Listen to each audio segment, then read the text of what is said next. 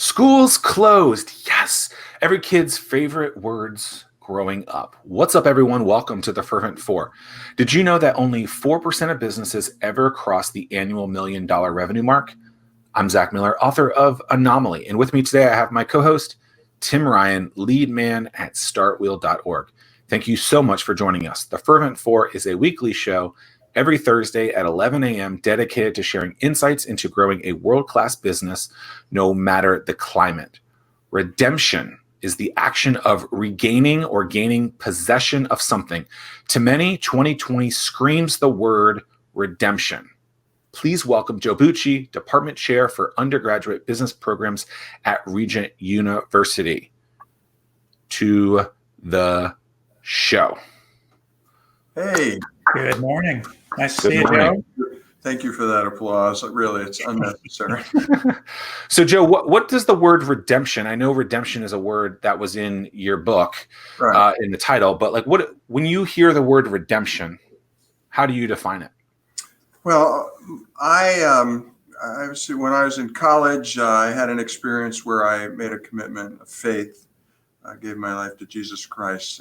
So I understood redemption from a spiritual perspective. And then as a person who grew up in a household with kind of a broken family, had some kind of negative knucklehead habits that I would repeat all across my business career and the rest of my life to this point, made plenty of mistakes and would oftentimes have a mentor or someone come by to kind of coach me and help me or put me on the right path. Always felt that I was getting the opportunity to get a second chance to try again. So from a more of an applied perspective, and took that into my doctoral work, where I looked at, being an HR guy, I've got 20 years of human resource background in an agency and also in a corporate setting. I said, the question is, where is redemption in the management literature? Just general, not from a spiritual, not from a, I'm a Christian and I'm writing about redemption perspective. So from an HR point of view, looked at it and I said, well, okay, if I've got 10 people reporting to me, and one of them is a knucklehead like I was, and I, continue to work with that person and try and help that person be successful, is that redemption? Well, in a sense it is. They're getting another chance, but it's really discipline. It's really corporate discipline. If you don't fix this, and you lose your job, you're done. But what happens if a person fails on the job, is terminated for cause, and then is rehired? Why would they be rehired? Union grievance, last chance agreement. Maybe they got into a drug program,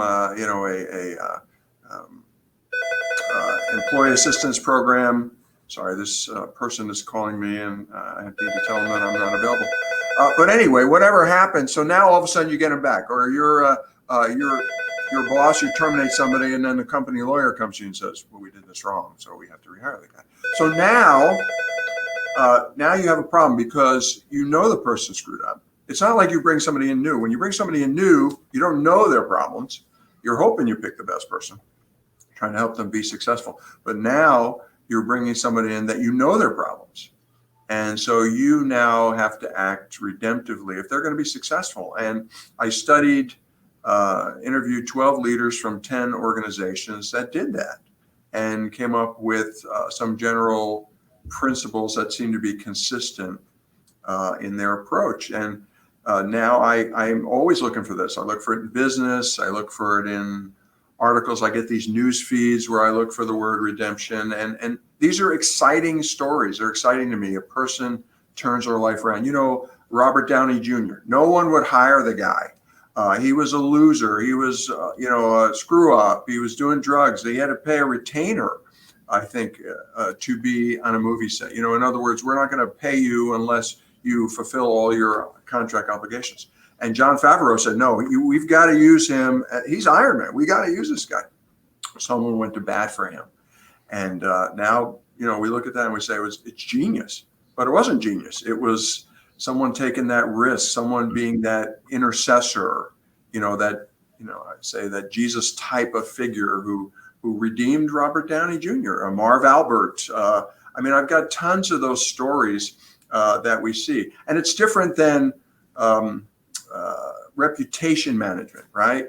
We were talking before we came on the air about this broadcaster who said something inappropriate on the air, and now is going through broadcast redemption, in a sense. But it's really reputation management. Okay, I've got to meet with the people that I insulted, and I've got to, blah blah blah. Giving a person an opportunity, a person who was on drugs, people who go for jobs and they've been, convicted of a crime. If you've been convicted, you have to put that on your application, right? So the Commonwealth says, well, let's take that off the application.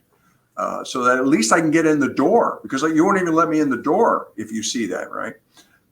So it's giving people that opportunity because they're grateful for it. And for some of them, it turns their life around. And I interview these people all the time. I'm trying to do a second book, which I really want to position. My first one ended up being positioned as an academic book. I'm trying to do a second book called Redemption, Inc., where we look at organizations that are doing this, the teen challenges and the ministries, the prison ministries that are taking people out of prison and teaching them things. This guy, Hope for Prisoners, was just on the news a couple of weeks back with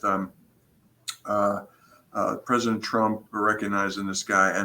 And these people who are doing the hard work of helping somebody get their life organized and back together. So now we need to hire them. Right? We need to give them that chance, because that's redemption. That's now saying my life, I can be valuable again. So sorry for the long rant there, but it's a big deal to me. Obviously, you see that. No worries. When I had you on the show on ABC, we had to do short, succinct. Right. Now we got not that I can speak today, but now I'm like, let's go long. Be there.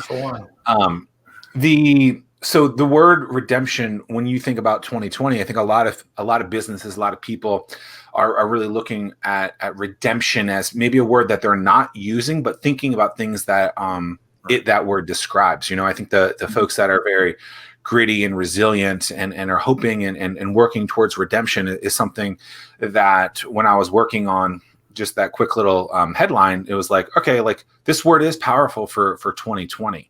And so walk us through what 2020 has looked like for you. I mean, you had lesson plans that you had done before. You had a plan of action of what you wanted to do. Like, how did March of 2020 kind of throw in the spoon? What is that line? Throwing a fork into the road or whatever to really mess things up. Wrench in the works or something like that. Yeah, something. Never ask me to repeat it.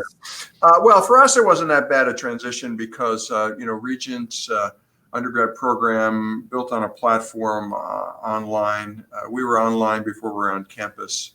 We had a graduate program before we had an undergraduate program. So we've done everything kind of reverse. So for us, it wasn't that hard in terms of logistics. Is that because you guys were already? I just want to get confirmation. So your undergraduate and graduate programs were already doing things online already? Everything's built on the online platform. We have a strong learning management system that we use, and we have, of our 5,000 undergraduate students, fully 2/3 of them are online. So, and our students, we teach them it's fairly seamless, whether they're on campus, full traditional, or whether they're meeting once a week on campus and the rest is online, or whether they're fully online. It's fairly seamless. We try and make it that way. We have gone back and made some adjustments to some of the online courses because we're finding out from our research that the average age of the student on campus is 20. The average age of the student online is 37. And that person's a female who has maybe children at home. And so their ability to deliver, assignments and things like that is not going to be the same as a student who's, in the dorms and supposed to be working on that kind of stuff. So we've had to make some adjustments there, but we were fairly seamless in our transition with our students. You tried to help them through the disappointment of not walking and that kind of stuff. But I agree with you that, I've heard from a lot of people, 2020 is like the year from hell. Anything that could go wrong is going wrong in 2020. And I think, what we need to do is we need to tell stories of redemption. So I think the pilot this morning, Inside Business, had something about 40 businesses that started during the pandemic. 40. Yeah, but you know what? So I agree with what you're saying. But where has that been? That story is just a sprinkle in there, right? And so like we're sprinkled with, we're doused with so much negativity and this other thing. It's like, oh my goodness, that must mean everyone is doing this bad thing. It's like, well, what took you 7 months to write a story that has positive impact into things? And so that ticks me off as a guy who went to journalism school that thinks very positively about businesses. Like, here's the context word that we're getting at, right? It's like, tell me the real, like, seems like other businesses are doing fine. I read an article the other day that said like in and out maybe is up 4% year to year. I was talking to a local business owner that's up 18% year to year, but we don't hear those stories. Maybe that person doesn't want to tell that story, but it's like positive. Yeah, positive. I don't know why they're not out there, but I agree. It's been me talking to myself, me talking to my wife. She's tired of that. And my father-in-law, when we were cooped up, my father-in-law owned his own business. Give the business person the parameters and unleash them. Don't tell them what they can't do. Tell them this is how you have to do this. Like, we're open. We talked again before we started online. We've been open since August 24th, and we're doing the mask, and we're working safely, and everybody's working within it. Here I am, grown up a rebellious kid, but I'm going to follow the rules so that we meet the requirements, and we want to be effective within this environment. And a business person, just tell me what the rules are and I will do it. You tell me I can't meet indoors, so I'm going to be setting up in the parking lot. I'm going to do business because that's what I do, and I will overcome. That's what entrepreneurs do. They overcome these obstacles. So give them the parameters and set them loose. Don't say, well, you can't do this and you can't do that and you can't. Like you said, the negativity is stifling, and we need to release that. So we're trying to do some of that on our end. We, a couple of weeks ago, got together with some of our entrepreneur types and said, hey, what can we do for some new business? So we put together a couple programs that we're doing, kind of a test pilot programs. We're doing little.